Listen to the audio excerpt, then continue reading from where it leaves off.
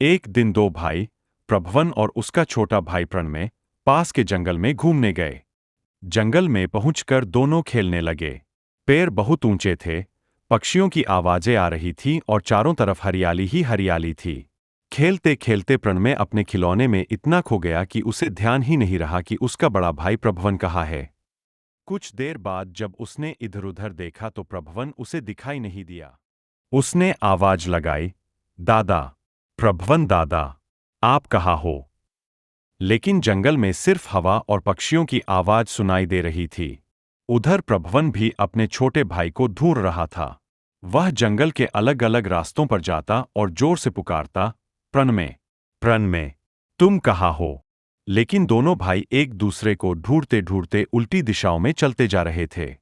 थोड़ी देर बाद प्रभवन थक गया।